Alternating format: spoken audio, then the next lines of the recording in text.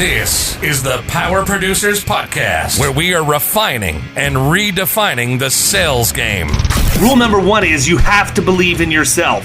You're the only one who doesn't think you belong in this appointment. The prospect has already validated your existence by scheduling time with you.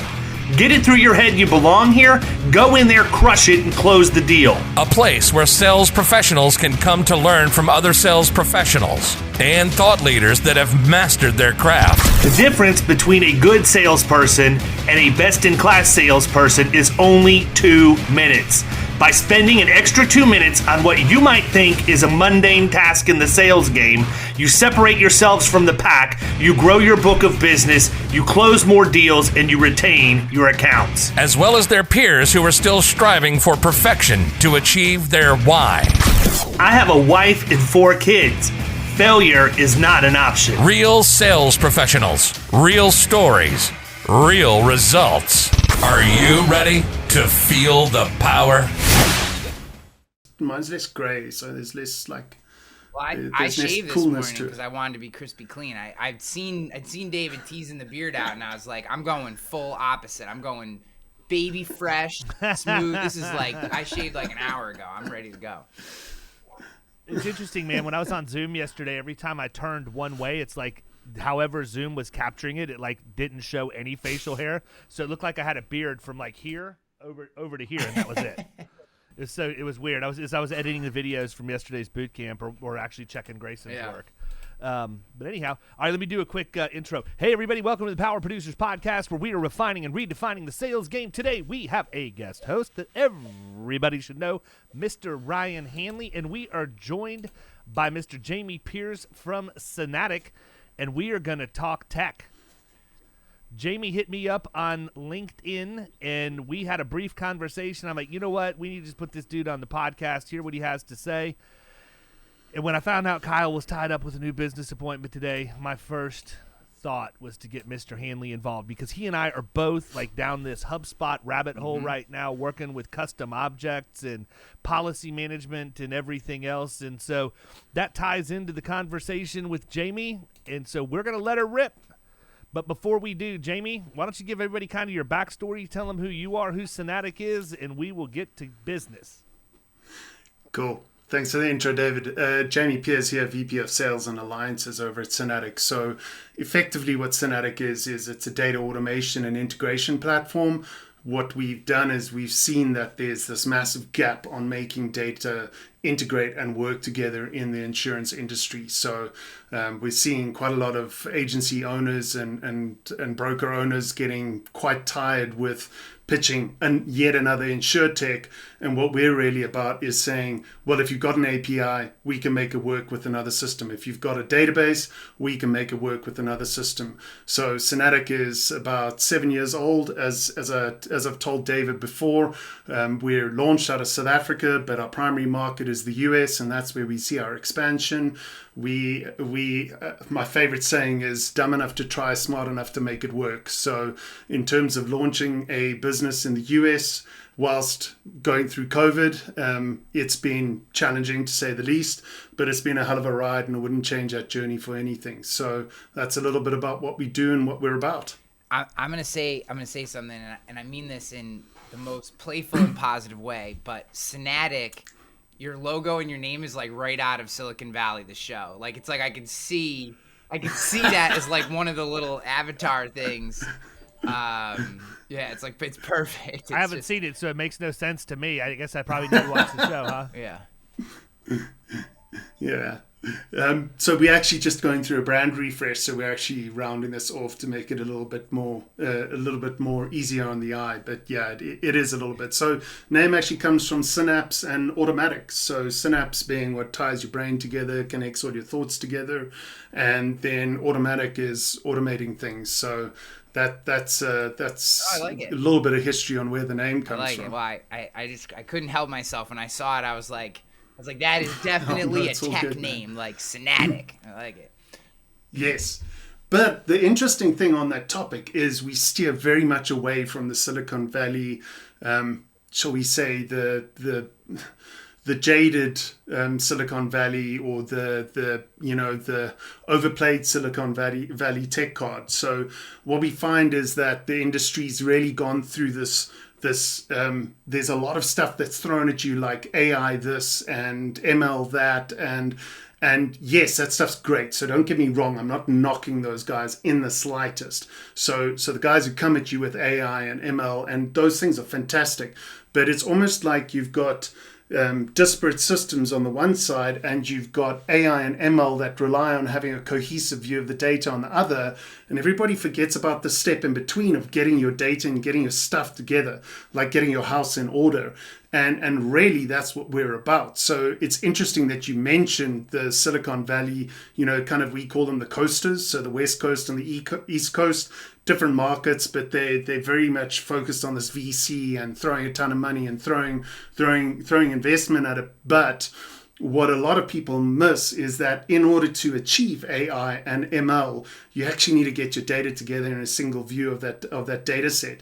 And if that data set's sitting disparately located across multiple systems, you end up in a position where you can't. And even a strategy of warehousing, data warehousing, data laking data, it sometimes causes a bit of angst, because that's critical to data, getting a single view of data, but also making your systems talk to each other.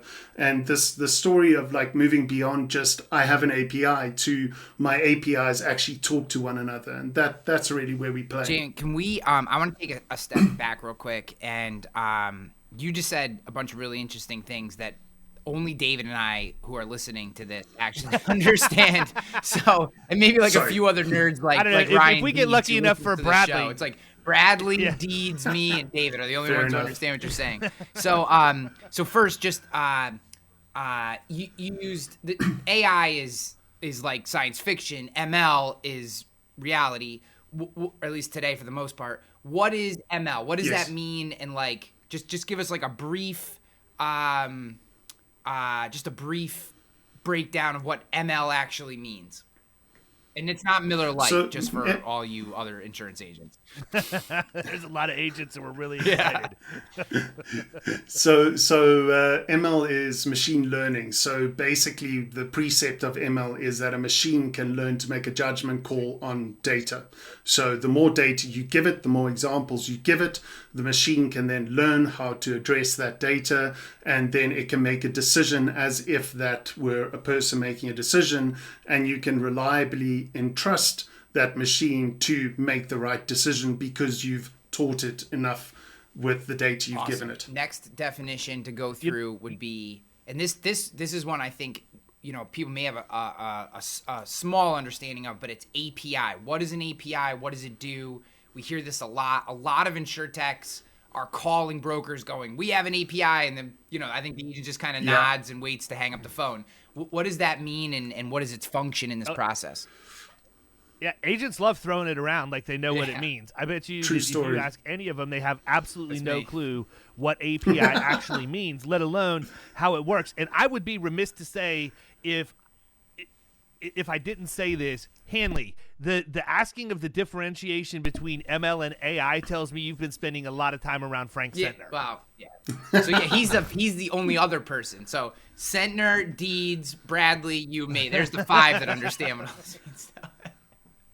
No, so Jamie, he's very passionate about machine learning. And I promise we'll get into some fun stuff, but I do think it's important just to kind of table set for everybody some of these terms, because I have a bunch of questions for you, and I just want to be able to not have to go through this over and over again.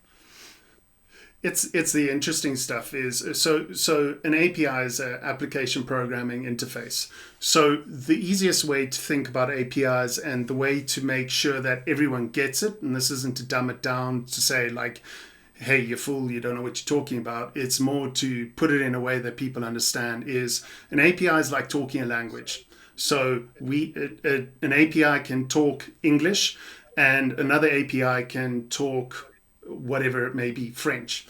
So what those are just languages, and they don't necessarily talk to one another, and they can't understand each other. And then you get a service called Google Translate that sits in the middle. and we are Google Translate. So we take an API that is speaking English and make that speak to another API that's talking French. And that is effectively what Synatic does. So an API is a way for people to programmatically interact with a system and get data in and out. That is only as good as you being able to translate that language from another solution. If you can't translate that language and make those two systems talk to each other, English to French, you can't get the data moving between the systems. So what is it? So one of the things that you hear a lot is like, you'll hear one technologist say about, say, like a legacy provider or a carrier. I hear a lot of insurtechs say this about carriers. They'll be like, their API is shit. What does that mean? Like, why? What would make someone's API better or worse? Is it like the amount of data they can push, how fast they can push it? Like, why would someone's API be crap? Like, what does that even mean? That goes into a very deep conversation on API design. So that it would be quite in depth to go into what that means. So give us the 5-year-old, like if I were maybe like a 12-year-old, if you're explaining it to a 12-year-old. Yeah, so basically the one thing that makes APIs really challenging is some systems have non-comprehensive APIs. So what you then do is you can call a whole bunch of stuff within the system, but then you can't call specific things. So you can't do specific functions. So a good example is you can maybe call the policy header via API, but you can't pull the policy schedule via API. And there's varying reasons why several systems have followed that strategy. Then there's also, then it gets into more the technical implementation of an API, whether it's modern, whether it's easy to work with, whether it structures how it's called and passes data out.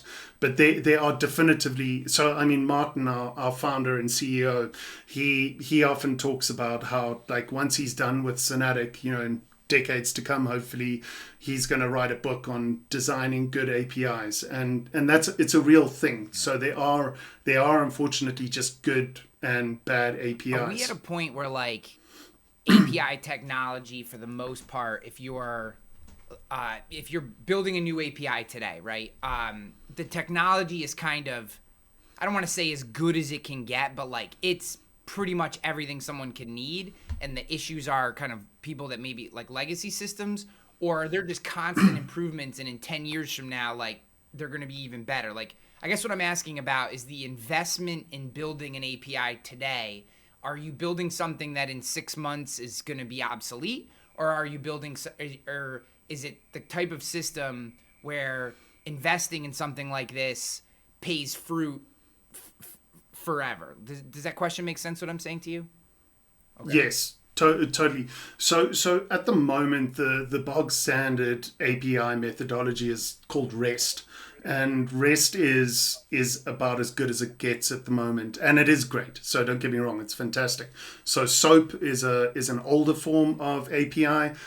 People tend to not like working with it. It's got its quirks and its challenges. But I mean, yes, if you're building REST APIs nowadays, you are future-proofed to a greater or lesser degree, pretty healthily. Cool. So yes, you can build something that is future-proof. And thank you for using the terminology, because I think that's kind of exactly where I was hoping you would go.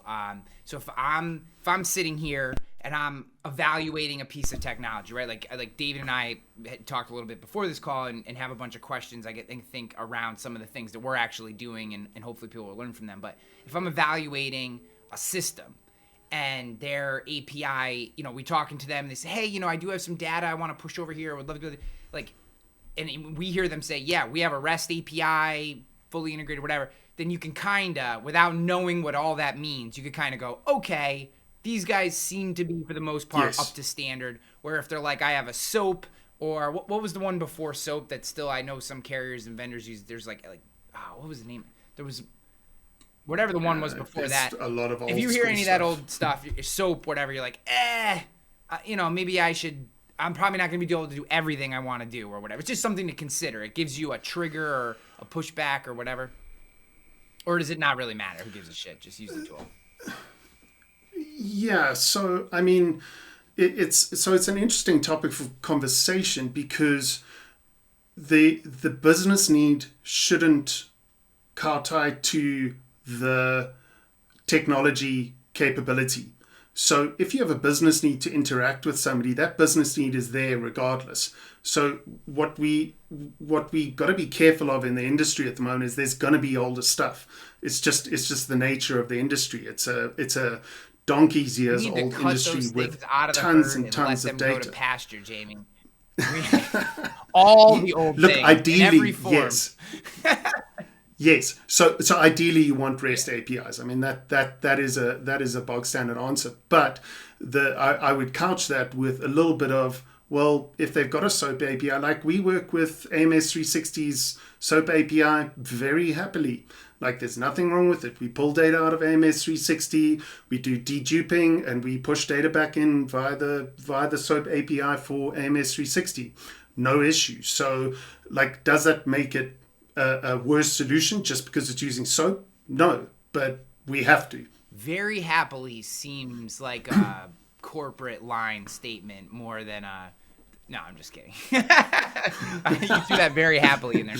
No, we love our friends at Vertafore. Okay, so taking this kind of laying all that groundwork, basically there's different types of machine learning that are available. Different tools use them in different ways. Done right, they can be very useful and add a lot of value. And if we can connect systems using APIs, then that allows us to take the tools that are important for business functions and pass data without duplicate entry, and allows us to pull information and maybe even combine different data sets and add more value, hopefully. So having that kind of baseline set, kind of set where you guys fit in would be, let's say I have HubSpot for my CRM, comms, marketing, sales function, service function, and I have a tool like any AMS. I'm on NowSearch right now over here, and I want to make sure that those two tools are as integrated as possible in terms of their ability to pass data. Is that where you guys fit in? You're the piece between the two, saying, yes, this tool doesn't natively talk to this tool, but if we work with Synatic, they're going to help make sure that now, whatever we want to happen or be triggered in here is pushed over to this tool, and vice versa. Am I kind of breaking that down at a high level? Spot on. That's exactly it. So how does that work? So there's... that's what I guess. That was probably the wrong question. I guess my question is like, okay, so I don't mean this to be cynical, so please don't take it that way. I'm actually very interested. I'm incredibly interested. We've heard that a lot, right? We've had, unfortunately, what's happened in this industry, and I've just been privy to it too many times, basically because in 2015, 2016, every technologist in the world took full aim at us and tried to revolutionize the industry. We've had a lot of people, a lot of companies try to make these bridges, and then it tends to be the feedback you get is it's like a step too far. They're not ready. This company's not ready. This company isn't ready over here. We'd love to have this, but they're not ready. How are you guys starting to mash that together? Or has the industry as a whole started to catch up with at least good enough technology that now you can really be that transfer point? So, I mean, the way we can prove that we've done it is because we have done it. So, I mean, we've worked with solutions like AMS 360 applied Epic, Vertafore Sagitta. Vertafore Sagitta's got a very complex data structure, and we've gone through this process of saying the older solutions, and this is a real issue for the industry, is there's a lot of older solutions, or older is a little bit strong. Let's call them legacy tech. I think it's fair to say. What, 2 years old at this point? So, yeah. Yeah. And it's on a very archaic or very older database called Rocket Universe, which has got a very unique structure to it that you need to delve into to understand it and get the data around Sagitta. It's not a simple game. We've done the same with Duck Creek. So Duck Creek on the carrier side sells Yodel on top of the Duck Creek solution to make sense of the data, because it's quite challenging to understand the Duck Creek data, yet we've gone in and understood that. So, I mean, we can demonstrably talk about things that we have done. So that's where I'd say that we can differentiate. Like, we can talk about how we've done AMS 360 to Salesforce, Sagita to Salesforce, Applied Epic to Salesforce, ratings engines to Salesforce, and then creating the policy shell in a 360 so that the policy shell then downloads automatically from Ivan's. So those are things that we've demonstrably done. We can talk about having done them, and we can show you how we've done them. What about so Applied it's not Epic to HubSpot? Yeah. You've done that? So we haven't specifically done that, but I mean, there's nothing to stop us doing that, because Applied Epic has this this connector called BDE. So it's Ball and Database Engine. So for people who don't know what that is, it's basically a way to connect up to the Applied Epic database. Now, for us to extract data from that and push it on into HubSpot, all good. And we've worked with the XML service on the way back down into Applied Epic, which XML might be the word you were thinking of earlier versus SOAP. So those are principally usually the same thing almost always. But we've done that with Applied Epic. So no harm, no foul. So one of the projects we're working on at the moment is, obviously agencies are going through acquisition processes all the time, and groups are acquiring. So what we're working with now is an agency that's got Applied Epic and 360. So now we're pulling data from both, aggregating that out so that you get a single view of customer, and then publishing that up to Power BI and Salesforce and so on and so forth. So that's really interesting to me. Do you work with a lot of, that seems like it could be very useful in the network or aggregator space as correct, because what you get, oftentimes there's a significant lag in value creation from a new acquisition in a network model, because they come in on a AMS system that isn't the standard of the network. So if the network's a Vertafore network or it's an Applied network, and then they acquire someone maybe who has Nexture or has like a Hawksoft or whatever, now all of a sudden you're trying to translate data and move systems, or you have this kind of like ghost system that sits out here that you're trying not to use anymore, and that's a big headache. Have you seen, it sounds to me like what you're building and how you're doing it, this could be very valuable, is now you have this one, like, think of it like a Penn Station in New York City. You have this one central point which is able to take in data from different and push it to wherever they're capturing it and starting to roll it up. Is that the concept? Yeah, it's exactly that, and then you start to leverage what a group should be. So a group, the whole strategy behind a group should be, you should have, well, I'm saying you should, as in like my thinking around it is, I'm not dictating what groups should do, but my understanding of a group is we buy strategic assets so that we fill strategic holes within our service lines, so that we have lines of business, and then we can offer a broader suite of solutions. So we can go to a customer and say, hey, I can see you've got household insurance with us, and I can see you've got your boat insured with us. By the way, we've just bought a sister company that can do your car insurance as well. And if you don't have a single view of Mr. Hanley, as Mr. Hanley has car and household insurance, and he doesn't have whatever else it may be, then how do we cross-sell and upsell? We can't. We're hamstrung. So that's the fundamental issue groups sit with at the moment, is this ability to aggregate data.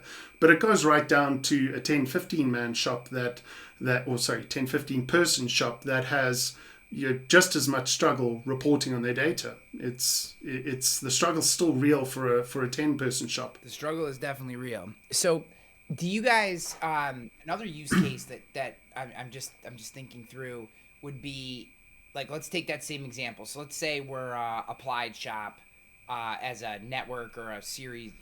We're a multi-location agency, and we're acquiring a new shop, and it's like David, they're on Hawksoft. Okay, so could you, instead of leaving that Hawksoft system in place, could you use what you're doing as like almost like a extraction tool, like connect in pull out what you need, repopulate in the home kind of rolled up system, and then send out to pasture the Hawksoft system after a period of months. And now you have all that data that was in here rolled up into the main, say in this case, applied system, if we're just talking. System. Yeah. And then that way you don't have to go through, because I've heard horror stories, and David, I'm sure you have too. You're talking 2, 3, sometimes 5 years of time to transfer the information out of an acquired agency management system into the main system. And then you get, well, is the time value worth just leaving that system? And now I have a Hawks, I'm a client success associate in an agency, and I have one login for this Hawksoft system over here for these customers, and then another login for the main system over here. And now you're wasting time that way. So that seems like a universal extractor tool or something. That could be a use too. We do that too. So we're doing an AMS 360 to Novodea extraction at the moment. We're doing to Novodea. Applied Epic AMS 360 to Novodea. To Novodea. Yeah, we're doing an Easy Links to we just finished an Easy Links to AMS 360.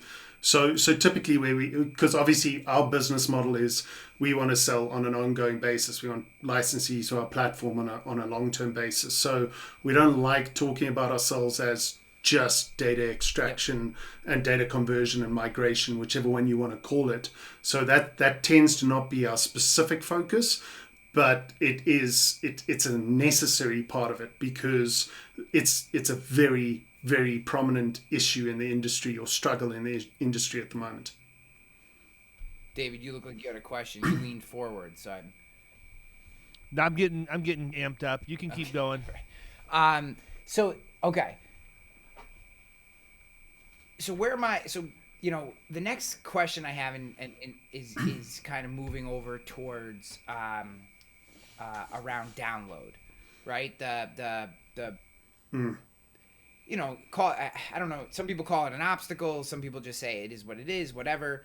Download and particularly Ivan's has been both a boon and an obstacle at the same time, right? If you're plugged in and using it well, it's fine.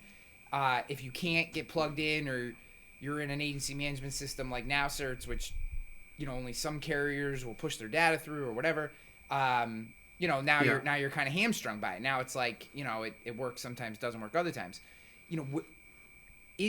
How do you work through download? I'm trying to frame this question correctly.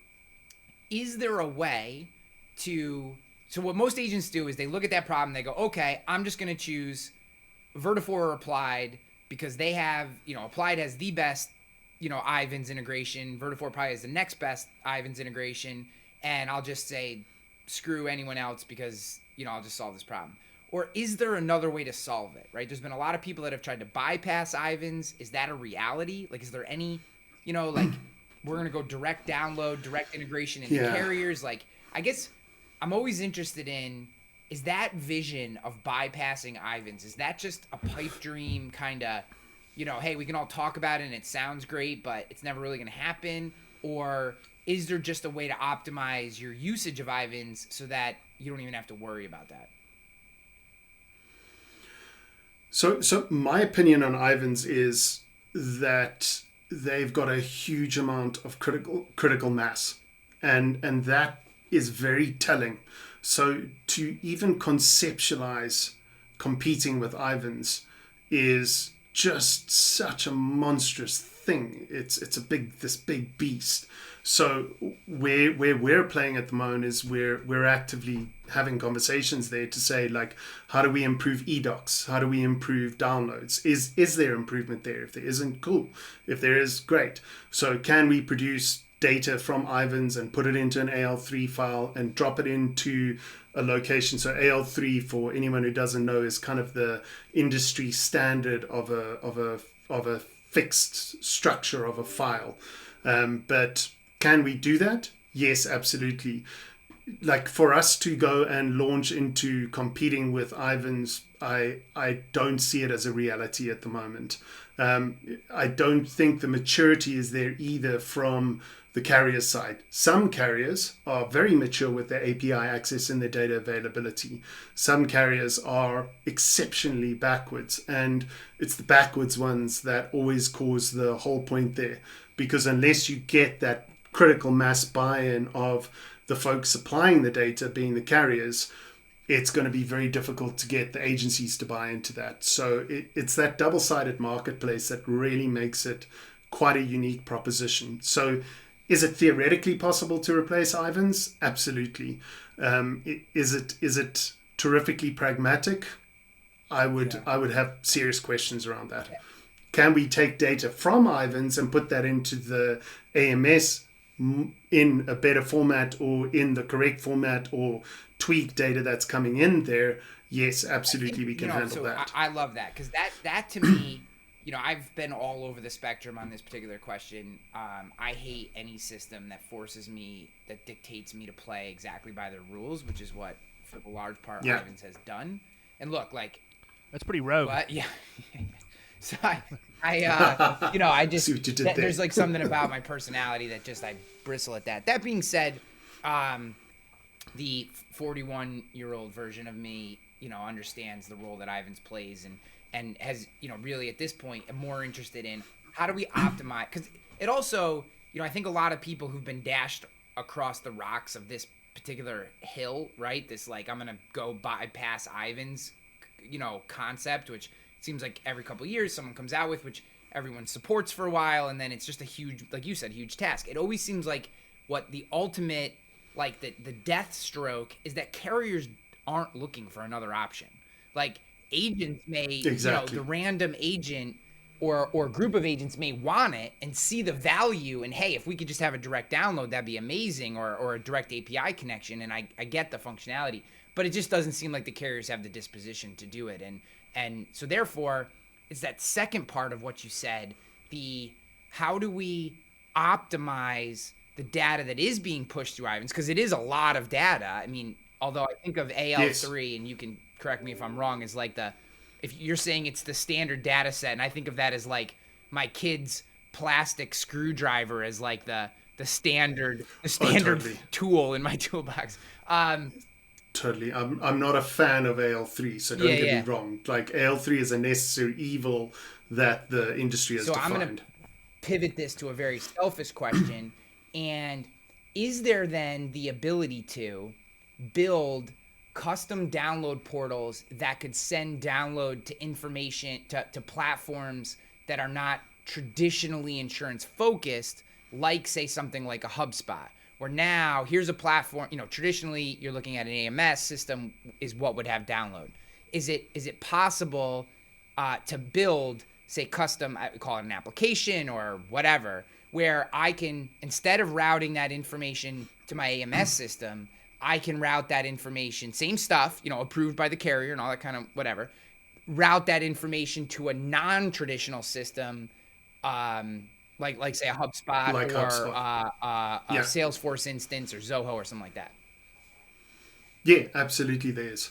So again, the problem sits with, so I mean, like, you could go to Accord and say, give me the tool set that allows me to interpret and output AL3 files. So you could go fetch the data from Ivans, you can put it into Accord's system, and Accord will then spit out the AL3s or spit out the JSON, which is for REST API service, and it can give you that. But you still have the same principal issue of, it's another data point that you need Google Translate to translate the language to put it into HubSpot, because HubSpot doesn't speak the language that your Accord system speaks. So you still have this gap in between of moving data between solutions.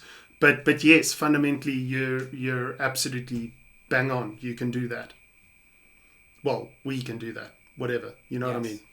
Yeah. And when you're saying Google Translate, you're using that as like an analogy. You're not, or meta. An analogy, yeah, totally. So Synatic is the Google Yes, translated gotcha. data. Okay, cool. I wanted to make that clear because there will be people who heard that and they'll be literally thinking it's Google Okay. Translate. Yeah, you Oh were my sitting God, here you can getting put a ready to code type. form- Knowing our collective audience, there'll be people like, oh, I just got to get me some of that Sorry. Google Translate and I'm good to go. Yeah, people are Like a literally Google typing translate.google.com into their browser right now to figure out why isn't it on the drop down? Why isn't a chord on one of the languages and HubSpot on the other one? What's going on here? No, but I mean, I think that's interesting, and I mean, it doesn't really sound to me like if somebody has the ability to fund the project and has the vision to know what they want in the end, that there's a lot of possibilities out there. We could literally do about anything at this point with HubSpot, right? I mean, the key is the translation piece of getting the language converted into the language that HubSpot speaks. But if you can get it in there, good God. Yeah. Well, that's the thing that. And HubSpot's come a long way, hey? I think it's worth mentioning. Like, people have very much been de facto Salesforce. It's been very much the kind of the go-to CRM. So you kind of and I beg forgiveness to Kat and Agency Zoom up front, but Agency Zoom is what you use when you're smaller, and then you grow up, and then you're a bigger agency, and you move to Salesforce. It's kind of been the progression of CRMs now. And HubSpot has really put together a very neat strategy around targeting and really focusing in and honing in on Salesforce's functionality and moving it away from just a marketing platform and really getting into that CRM customizable space. They've done a good job. It's a good solution. Which is kind of ironic because their CRM is the product that they have always led with, right? It's like, now we're going to take the CRM seriously. Well, there's a lot of people, I don't know, it's an interesting study from a marketing perspective because you have to wonder how many people have been alienated by the quote-unquote free version that didn't have the functionality, and then all of a sudden now we're going to go back and we're actually going to make this thing more functional. I've been along for the ride for a while now, and I've, to be honest with you, their level of innovation in how they have grown that product is still pacing much faster than our ability to program it, make it do what we want. So I'm okay with where they're at right now in their development. In fact, they could even slow down a little bit and give me an opportunity to catch up some, and I might start using I might start using like 25% of its functionality instead of 15. But it's encouraging to know that to hear that the opportunity's there. If the translation can happen, that we can do what we need to do. Yeah, and it's so much broader than that. I mean, like it's one thing getting the policy from so let's talk Ivans into HubSpot. It's an entirely new thing going and saying, well, what do we need to do with that policy once we've got it in HubSpot? So do we need to go and send it across to SEMC so that SEMC can do our comparative automatically and then bring in the updated policy? And if it's a new policy, we need to go and create a new policy header so that Ivans can fill that. And so that, and that's just an example. You can take any one of a number of insurtechs and go and use the same sort of thing. Broker Buddha. So how are you getting data out of Broker Buddha into HubSpot? Because Broker Buddha does a great job of onboarding, but then what does it do next? Where does that data go to? And at the moment, it's a manual download predominantly between AMSs and Broker Buddha. That's, this to me, this universal routing system, or some people will get this reference, some won't, like a Zapier for insurance kind of concept. It is that to me is like, that's the next big, today, today it does feel like a heavy lift to contract with someone like Synatic or whatever. And I'm not saying it is. I'm just saying it feels at face value like, there's not this easy tool. But as I think like what you're doing becomes feels less scary, feels more real and tangible and accessible. I think that's the next big leap forward for our industry because it is rapidly, I think culturally, it is very rapidly becoming unacceptable for platforms to just dictate functionality to agents. Like you take my agency, you take David's agency, there's a reason that we have both gravitated to HubSpot. And it's not just because we like shiny things. It is because, you know, maybe I like shiny things slightly more than David does in general, but, you know, but you know, it's because there is a way that we want to do business. There is a way that our brains think about business, that when we stare at any of the current solutions that are in industry, they just don't allow us the flexibility and the functionality. So, okay, that's great. So we choose a platform like HubSpot. Now we're left in current state doing duplicate entry, wedging in, you know, Zapier connections here, or pushing data here, or using VAs to move data from this system to that system because we want the functionality, but the connection isn't there. So what I hear you saying is, not only is there an opportunity to start to connect systems that already exist, but there's an opportunity to actually build hubs to pull data right from the mainstream into your system, which takes you to a whole nother level. And that's very exciting. 100%.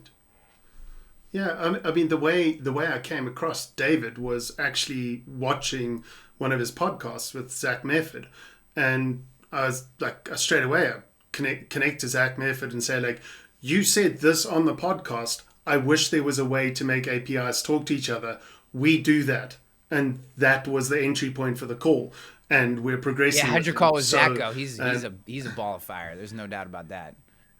Oh, and it was great. I mean, like, so the reality is he's got a quote from MuleSoft to go and spend $230K on license fees per annum to go and do what we're quoting substantially less than for exactly the same stuff that he's asking for.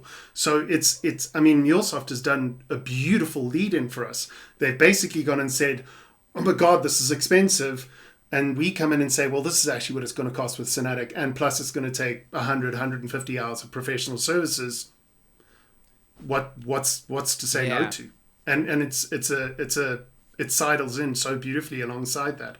So and I think that's the trick, is going back to something you said now, is people have this perception that data and integration needs to be a hell of a lot of money, and it actually doesn't need to be. Is there's ways that are attainable, and we are aggressively going after this mid-market that is left in the wake of all of the big agencies and the big insurers who have money to throw at the situation. You know, and that's the problem with the small and mid-market, is what's happening is the complexity of the industry is pushing more and more down into the smaller and mid-market, but they don't have the budget to throw 200, 300, 400, 500K at the problem, and they don't have the resource to throw at that problem. So how do they solve it? And like, we genuinely want the answer to be, let Synatic handle that. Yeah, I couldn't agree with what you just said more. I mean, that's absolutely the issue, is that the broker who wants more than basic is often left with no options until you get to being really large, and then you can put some serious coconut on the table and make things happen. But everybody in between, and it's why there are entire 10,000 person Facebook groups dedicated to bitching about technology products in our space, is because it's like, wow, I love this tool. It doesn't talk to anything, but I love it. And then I got this other tool over here that I love, and it doesn't talk to anything. And I got this other tool over here that I hate, but I have to use it because it's the only one that plugs in the download. And I got, you know, and that conversation has been happening since I joined this industry in 2006. It's been the same conversation over and over and over again. And, you know, one of the great titans of our industry, Ron Berg, who is the head of ACT, who is just recently announced as being perpetuated by Chris Klein, who's absolute monster, rock star. Love Chris Klein to death. I've done a podcast with him as well. Tremendous. You know, Ron's mission had been to make download more universally acceptable, and just to think about, you know, he 20 plus year career, and, you know, it just was kind of bad. You know, so much of that was obstacle after obstacle after obstacle. It feels to me like with Chris Klein picking up that mantle, and probably some guidance from Ron and everything he's done, laying the foundation, feels like these next 10 years, next 5 years even, we're going to be making a lot of headway. There's going to be a lot of, feels like the pace is going to pick up on a lot of this, and it's a very exciting time. Yeah. And it is. It's a fascinating time to be alive, because it harks back to the earlier comment about the coasters and and about like there's so much drive around VC money going into tech that's just beyond the, if I can use the word, normal or standard agencies like capabilities at the moment. It's a pipe dream. There's a journey to get there, and the insurance world is really actually properly waking up to it. And critically, the agents and brokers are waking up to it. You've got to remember that the carriers have sat on an immense amount of data for a very long time, and they've used that. So, like you use the example of ITC. ITC, a lot of the products are actually guided towards the carriers because the carriers have the data, the carriers have the buying power, they're bigger organizations generally, and there's this wealth of a market that sits, not that we don't work with carriers on that side, but there's a wealth of market sitting with agents and brokers who are very frustrated with data capability at the moment. Yeah.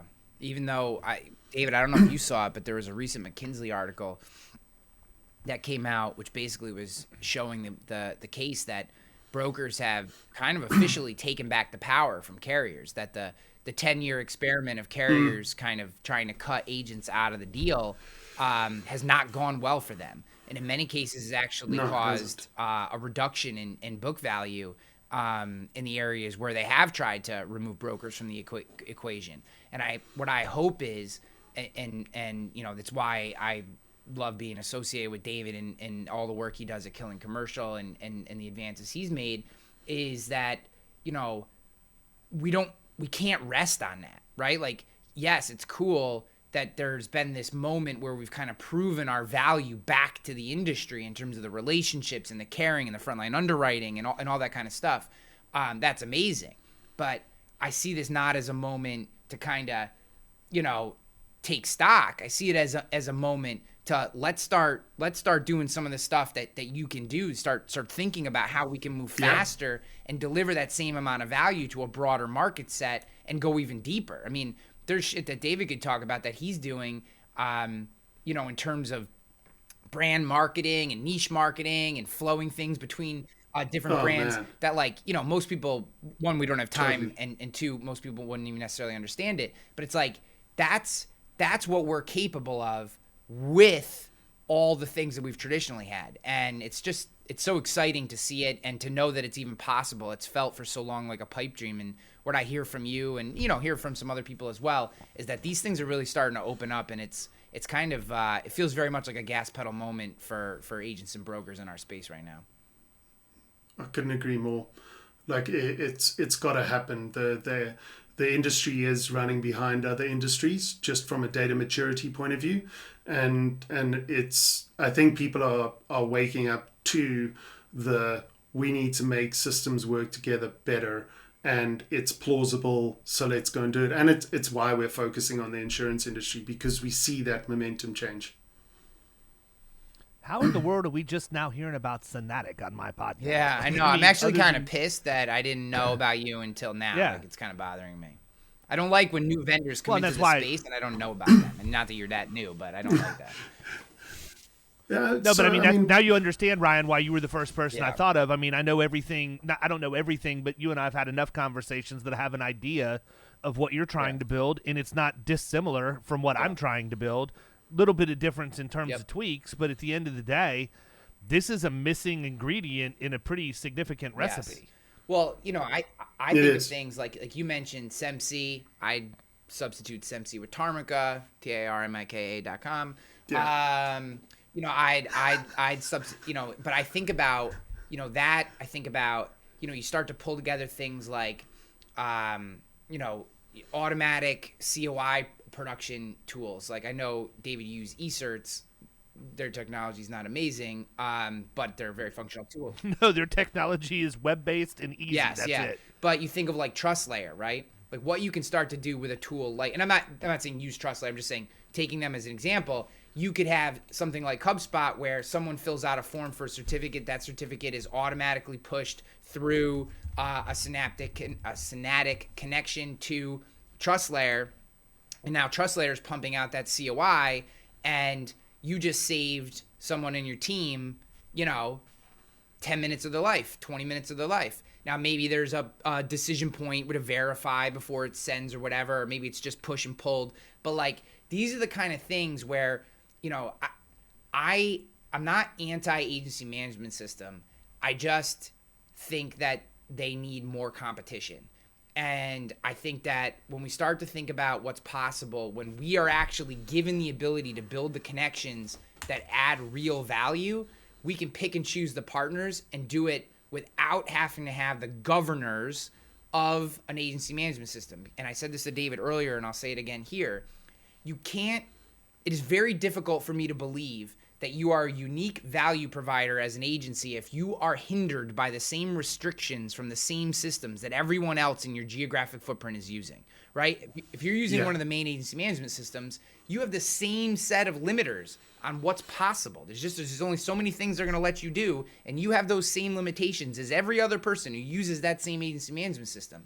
And when I think about a tool like Synatic and what you're trying to do, all of a sudden it goes, now I can be whatever I want to be. I want to use Zoho CRM, and I want to use, Tarmica, and I want to use this tool over here, and I want them to talk to each other, and I want it to all roll up under Donna's, data reporting structured thing or whatever, Now it's all becomes possible, and that to me is very exciting because it's, it lets the Zach Meffords of the world, the Davids, me, and so many others actually go be the agents that we want to be.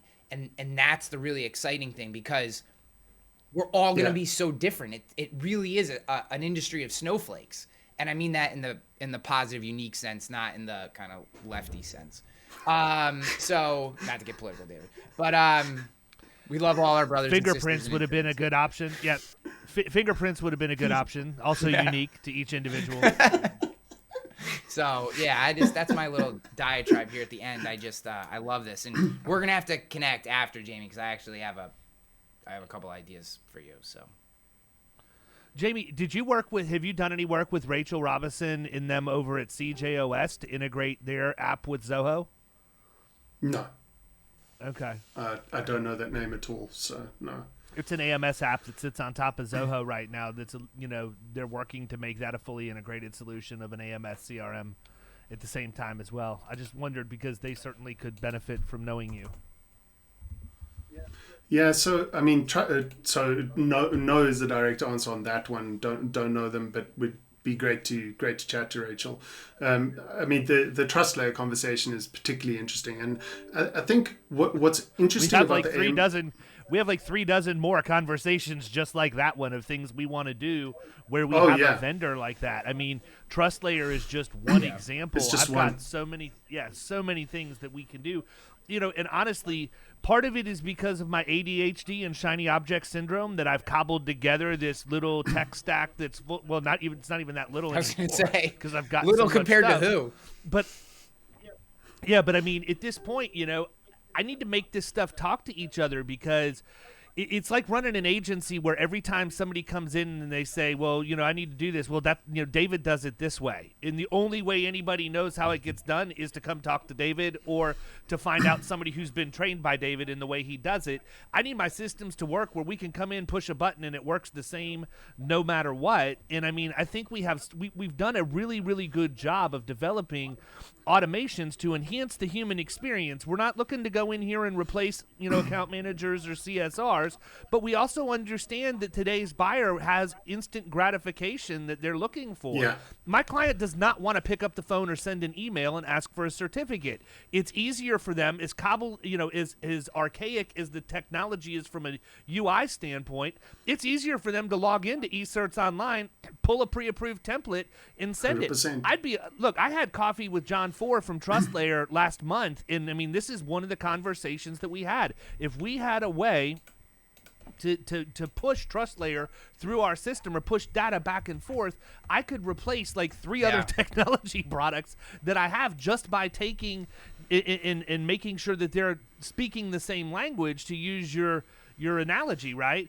And so, that's where I think the real opportunity here is. I mean, there are so many people out there that have just one creative idea. We're kind of unicorns in that I'll try anything once, right? And I'll be the test lab for anything I'm going to do. But there are a lot of agents out there that have like one or two really good ideas that if they understood that there was a way to make these things happen. And people, if you have problems you're trying to solve or whatever, send them in. Let's get this stuff formalized and out there, and let's start making a movement to address these things one at a time. But there's a lot of things from an automation standpoint that would make us more efficient, more profitable, and better suited to focus on what our clients really need, and that is our attention when they have a problem. Not basic mundane servicing. You know where I see an amazing. I know we're at the number, so I'll make this quick. But the part of this that I think would be incredible is the back end risk management delivery that right now nobody has connected into their main system. Right? Like there are some really good back end risk management tools, service delivery tools, HR delivery tools that that agencies like David, like mine, like others, especially those in the killing commercial community, use to actually deliver a set of services post-sale. Well, all of those systems today are still sitting as separate, disparate systems. And I think of like marketing, sales, some of the standard agency functionality like COIs, that kind of stuff is like maybe layer one of these connections. Like that's like where you would start, to start checking off boxes. But that next layer is when you could start to fully integrate all the risk management delivery services, and people could actually pull those into your system or through your system and track their usage and things like that versus, them being standalone. So there's once connections become possible and all that. Well, think about claims, exactly man. Think about all the things you can do around claims. Claims. Oh my gosh, yes. There's so many and they're things. messy at the moment. They're so messy. And the problem with claims is that it creates two necks to wring.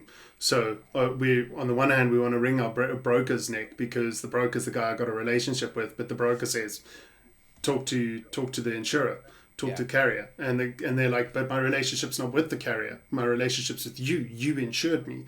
No, I didn't. Hartford did. And then you go into the Hartford world, and it's difficult to get data out.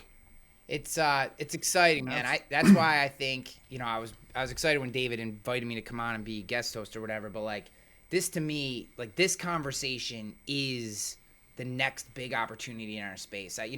There's a lot of stuff, blockchain insurance and all these different things. I think all that's super cool. Yeah. This to me, this connection, cool. This ability to actually harness your data, and I don't mean data in like the big kind of sense where it kind of gets a little messy. I mean, actual things that you need, like information be pushed to a COI that can automatically be sent to a customer. Like that kind of information, to consistently have that, track it, understand who's using it, how they're using it, why they're using it, and be able to make business decisions off of that. That to me is the next great opportunity in our space. And it's exciting to know that you're out here and, we need to have a conversation. So. Absolutely. Cool. Well, listen, we are bumping in an hour. I want to be respectful of both of y'all's time. Lots to unpack. Jamie, I can say that unequivocally you're probably going to show up on Hanley's podcast at some point, and you'll definitely be back on ours. But really appreciate you taking the time to break it down for us. For our audience that is more tech savvy that's still listening to this, I feel like we probably lost like 50% of the people within the first 5 minutes. You know what? I'm perfectly fine with that because I don't want to waste their time listening to things that they're not going to ever try and do anyhow. But for the 50% of the people that actually want to try and push this industry into the next, decade, next generation, whatever, you got a really, really good look at what's to come. And this is just the beginning. So, Jamie, I thank you so much. If anybody wants to reach out, because we have a lot of InsurTech people that actually follow this podcast that may have an interest in talking to you about how you can help them solve some of their issues as well. How do they find you? And we'll let you close it out with that. Jamie at Synatic.com. That's JAMIE. And then just the website Synatic.com. SYNATIC. Perfect. All right, man. I appreciate you guys coming on. Thank you so much. Everybody else, we will see ya. You've been listening to the Power Producers Podcast. You can follow Killing Commercial Insurance on Facebook and YouTube. And if you want to take your game to the next level, check out our book, The Extra 2 Minutes, and our website, killingcommercial.com.